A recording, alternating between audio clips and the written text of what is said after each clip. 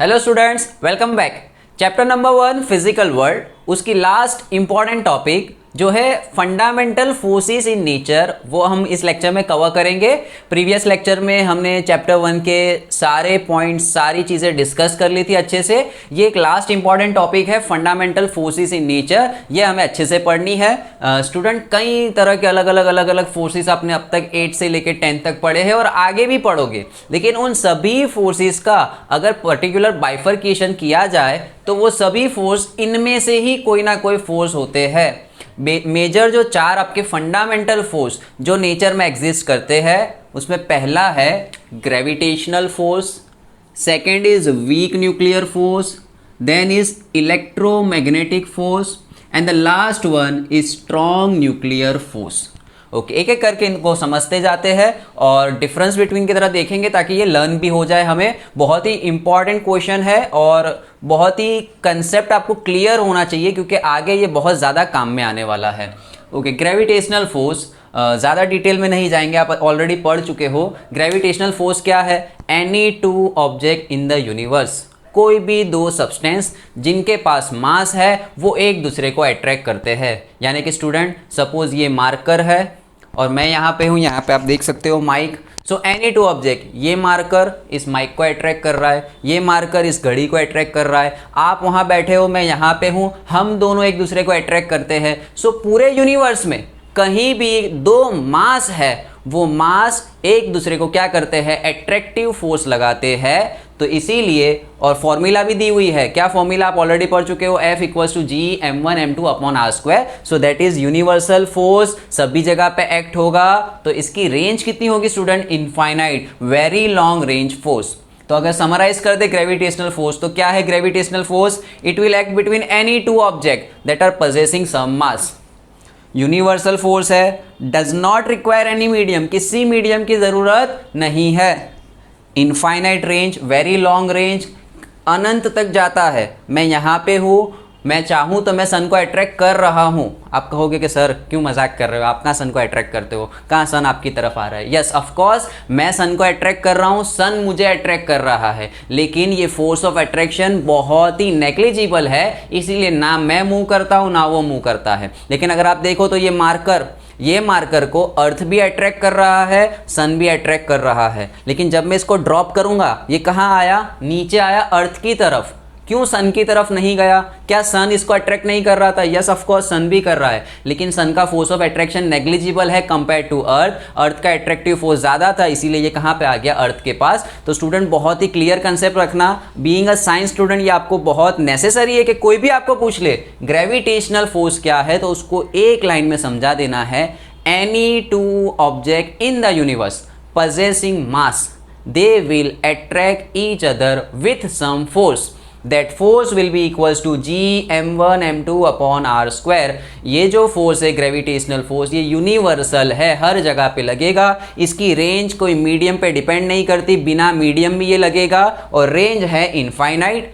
और ये सबसे वीक फोर्स है compared to all these forces. Gravitational force is the weakest of all of them. Gravitational force सबसे week है, उससे स्ट्रॉन्ग है वीक न्यूक्लियर फोर्स, इससे ज़्यादा स्ट्रॉन्ग है इलेक्ट्रोमैग्नेटिक फोर्स, और सबसे ज़्यादा स्ट्रॉन्ग न्यूक्लियर फोर्स है। ठीक है, now let us take the second one, that is weak nuclear force. Student, ये जो दो फोर्स है, वीक न्यूक्लियर फोर्स और स्ट्रॉन्ग न्यूक्लियर फोर्स, ये एक्ट करते हैं न्यूक्लियस के अंदर। न्यूक्लियर फोर्स है, यानी एटॉमिक लेवल पे जाके अगर आप इसकी बात करते हो, फोर्स की बात करते हो, तो ये एक्ट होते हैं। इसीलिए आप देखो इनकी रेंज बहुत शॉर्ट है। जो आपका वीक न्यूक्लियर फोर्स है, its range is around 10⁻⁻16 metre. Okay, ये बहुत ही रेयरली मिलेगा। जब आप 12th में आओगे तब आप पढ़ोगे बीटा डीके के बारे में। अभी ज़्यादा डिटेल में नहीं जाते, आप कंफ्यूज हो जाओगे। बीटा डीके क्या है स्टूडेंट? सिंपली इतना ध्यान रखो अभी के लिए कि बीटा डीके में इलेक्ट्रॉन भी रिलीज होता है और न्यूट्रिनो नाम का एक पार्टिकल रिलीज होता है। तो बीटा डीके, वहाँ पे इलेक्ट्रॉन और न्यूट्रिनो, इनके बीच का जो फोर्स है, उस फोर्स को हम कहते हैं week nuclear force. Week nuclear force कहाँ पे देखने मिलता है?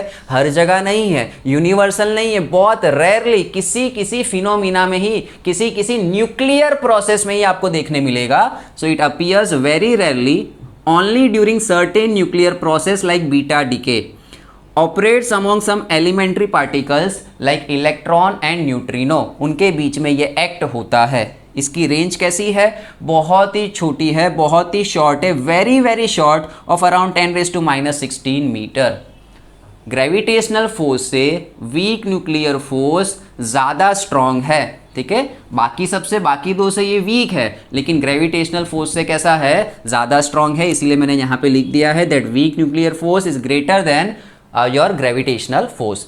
Then comes third one, that is electromagnetic force. Student, electromagnetic force simply क्या है कि जब आपका चार्ज, हमें पता है चार्ज पॉजिटिव होता है, नेगेटिव होता है. आपने 10th स्टैंडर्ड तक ये दो कंसेप्ट पढ़ लिए हैं कि पॉजिटिव रिपेल करते हैं, नेगेटिव रिपेल करते हैं, और अगर अपोजिट चार्ज हो, पॉजिटिव नेगेटिव पॉजिटिव, तो वो क्या करते हैं? अट्रैक्ट करते हैं.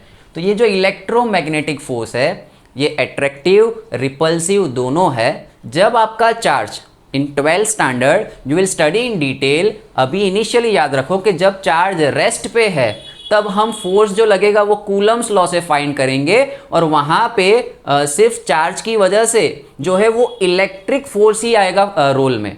और जैसे ही चार्ज मूव करने लग जाता है तो उससे मैग्नेटिक इफेक्ट भी निकलेगी. वंस अगेन स्टूडेंट, जब आपका चार्ज कैसा है? रेस्ट पे है, मोशन नहीं करता, तो सिर्फ कौन सा फोर्स लगेगा? Electric force. और जब वो मोशन करना स्टार्ट कर देगा तो उससे मैग्नेटिक इफेक्ट भी स्टार्ट हो जाने वाली है. इसीलिए इसको दोनों को कंबाइन कर दिया है. इलेक्ट्रिक और मैग्नेटिक अलग नहीं है. इलेक्ट्रिक फोर्स, मैग्नेटिक फोर्स दोनों को कंबाइन करके एक ही फोर्स बना दिया, इलेक्ट्रोमैग्नेटिक फोर्स. यही तो आपकी टॉपिक थी यूनिफिकेशन ऑफ फोर्सेस के अंदर, मैक्सवेल. तो इलेक्ट्रोमैग्नेटिक फोर्स क्या है? ऑपरेट करेगा किसके बीच में एक्ट करने वाला है? चार्ज पार्टिकल्स के बीच में. इसको भी कोई मीडियम की ज़रूरत नहीं है. जिस तरीके से आपका ग्रेविटेशनल फोर्स, इसको मीडियम की ज़रूरत नहीं थी, ये काफ़ी लॉन्ग रेंज था, इनफाइनाइट तक इसकी रेंज थी, ये भी उसी तरीके का है. It do not require any medium. इसकी रेंज भी कैसी है स्टूडेंट? इनफाइनाइट रेंज है. अच्छा, ये अट्रैक्टिव है. ग्रेविटेशनल फोर्स सिर्फ अट्रैक्ट करता है, खींचता है. आप वहाँ बैठे हो, मैं यहाँ पे हूँ, तो हम दोनों एक दूसरे को सिर्फ कौन से फोर्स लगा रहे हैं? Attractive force. लेकिन अगर आपको एक चार्ज हो और मैं एक चार्ज हूँ तो हम अट्रैक्टिव फोर्स भी लगा सकते हैं, रिपल्सिव फोर्स भी लगाते हैं, depending on polarity of charge. अगर लाइक चार्जेस है तो वो रिपेल करेंगे, अनलाइक चार्जेस है तो अट्रैक्ट करेंगे. So this force is both attractive as well as repulsive. Okay, इसकी रेंज कैसी है स्टूडेंट? इनफाइनाइट, अनंत तक, इन्फिनिटी तक, यूनिवर्सली हर जगह पे ये फोर्स एग्जिस्ट करेगा. अच्छा, आपका इलेक्ट्रोमैग्नेटिक फोर्स वो ग्रेविटेशनल फोर्स से तो ज़्यादा ही है. कितना ज़्यादा है? 10⁻36 टाइम्स ज़्यादा है. ये आपको याद रखना है. Then comes is strong nuclear force. Student, this is the strongest of all the forces. सबसे वीक ग्रेविटेशनल, उससे थोड़ा पावरफुल है वीक न्यूक्लियर, उससे थोड़ा ज़्यादा स्ट्रेंथ में है इलेक्ट्रोमैग्नेटिक, और सबसे स्ट्रॉन्गेस्ट है स्ट्रॉन्ग न्यूक्लियर फोर्स. ये स्टूडेंट न्यूक्लियस के अंदर एक्ट करता है ना. You have studied about the structure of, अगर आप एटम की बात करें तो अगर एटम के न्यूक्लियस में चले जाओ तो न्यूक्लियस में कौन बैठा होता है? प्रोटॉन. और कौन होगा? न्यूट्रॉन. तो स्टूडेंट आप बताओ कि प्रोटॉन सेम चार्ज होगा, पॉजिटिव, तो प्रोटॉन का तो रिपल्सन होना चाहिए. अगर एक nucleus is of very small size, ये जो साइज है, ये जो रेंज है, ये न्यूक्लियर रेंज है, तो इतनी छोटी सी साइज में दो पॉजिटिव चार्ज है. यू इमेजिन कि आप मैग्नेट को इमेजिन करो. ये जो चीज़ें हैं ना न्यूक्लियर लेवल, जब आप एटॉमिक लेवल पे चले जाओ ना, इमेजिनेशन करोगे तो ही समझ में आएगा. आप सिर्फ इतना इमेजिन करो कि एक बहुत ही छोटी सी स्पेस में दो लाइक मैग्नेट रख दो, तो वो क्या करेंगे? वहाँ से बाहर आ जाने वाले हैं. देखा है ना आपने, मैग्नेट को जब हम करीब लाते हैं, वो अगर लाइक पोल है तो रिपेल करने लगते हैं. तो आप सोचो कि एकदम छोटी सी जगह में प्रोटॉन बैठे हुए हैं, तो ये प्रोटॉन कैसा फोर्स लगेगा? रिपल्सिव फोर्स लगेगा.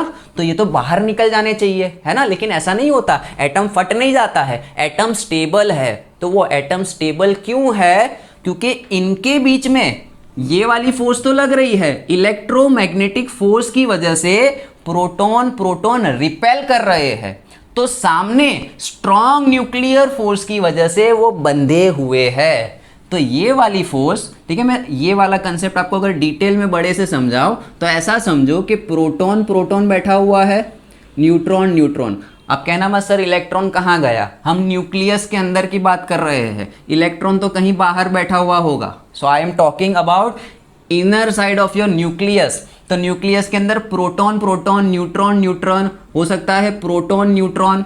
तो क्या होगा स्टूडेंट, इलेक्ट्रोमैग्नेटिक फोर्स यहाँ लगेगा, पॉजिटिव पॉजिटिव, एक दूसरे को रिपेल करेंगे, चल भाई तू बाहर जा।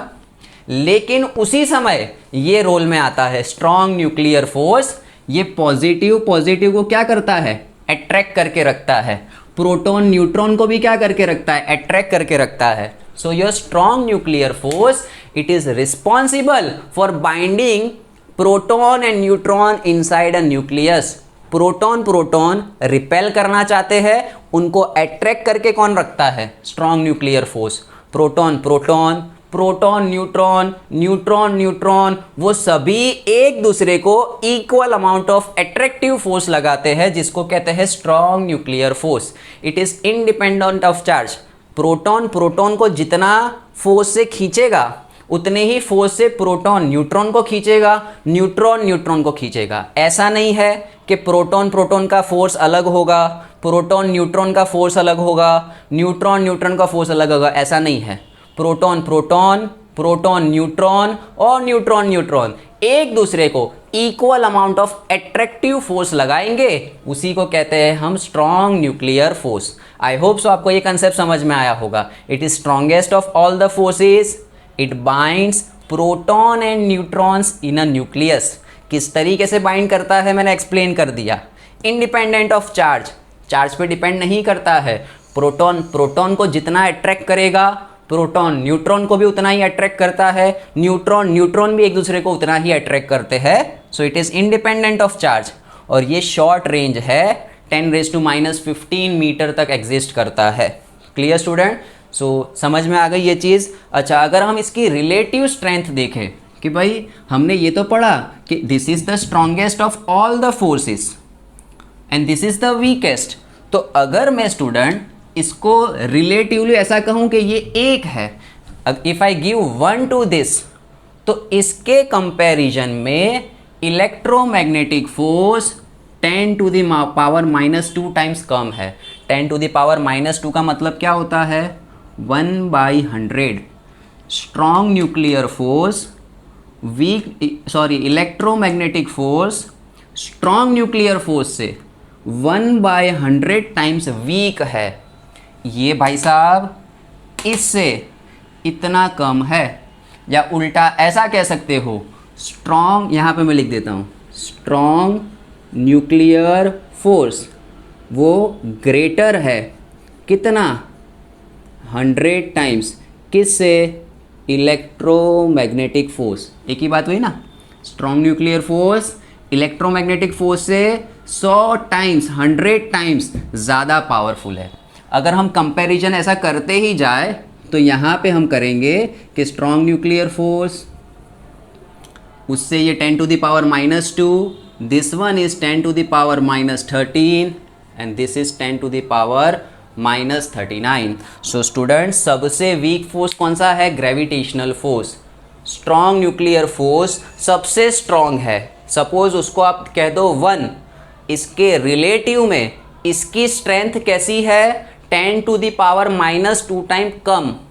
इसकी स्ट्रेंथ कैसी है, 10⁻⁻13 टाइम्स। और इसकी स्ट्रेंथ कैसी है, 10⁻⁻39। किसके कंपैरिजन में, स्ट्रॉन्ग न्यूक्लियर फोर्स के कंपैरिजन में। तो अगर मैं कहूँ तो इस तरीके से आपकी स्ट्रेंथ इंक्रीज हो रही है। देखो इंक्रीज हुई ना, this is the weakest of all, फिर थोड़ा स्ट्रॉन्ग, फिर और स्ट्रॉन्ग, और फिर strongest. So you can say कि ये क्या है, इंक्रीजिंग स्ट्रेंथ में हमने फोर्स लिख दिए है। So once again remember, if we give 1 to strong nuclear force, तो इसके कंपेयर में ये 10⁻⁻², 10 to the power minus 13 and 10 to the power minus 39 है.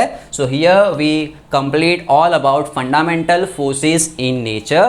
4 types of fundamental forces: gravitational, weak nuclear force, electromagnetic force, strong nuclear force. इनकी आपको comparison याद रखनी है. सेकेंडली आपको क्या याद रखना है कि इसमें इनफाइनाइट रेंज है, यहाँ पे बहुत ही शॉर्ट रेंज है 10 to the power minus 16. Electromagnetic force की रेंज इनफाइनाइट है और इसकी रेंज है short, that is 10 to the power minus 15. तो रेंज अच्छे से याद रखना और कौन रिलेटिवली कितना स्ट्रांग है वो आपको ध्यान रखना है. ये किसके बीच में एक्ट करेगा? किसी भी दो मास वाले ऑब्जेक्ट में. ये कहाँ देखने मिलता है? इलेक्ट्रॉन और न्यूट्रिनो के बीच में कुछ न्यूक्लियर डिकेज होते हैं, न्यूक्लियर प्रोसेसेस होते हैं, उसमें ये देखने मिलता है. ये आपको कहाँ देखने मिलेगा? कहीं भी दो चार्ज पार्टिकल है वहाँ पे ये आपको देखने मिलेगा. और ये कहाँ पे? न्यूक्लियस के अंदर एक्ट करता है. So here we complete our chapter number 1, that is your physical world. All the important topics we have covered. अब हो सकता है कुछ छोटी मोटी टॉपिक्स अंदर दी गई हो, that you can go through. ज़्यादा से ज़्यादा आपकी एनसीईआरटी की टेक्स्ट बुक को रिफर करो, रीड करो, आपके कंसेप्ट और भी अच्छे होते जाएंगे. Thank you so much for watching.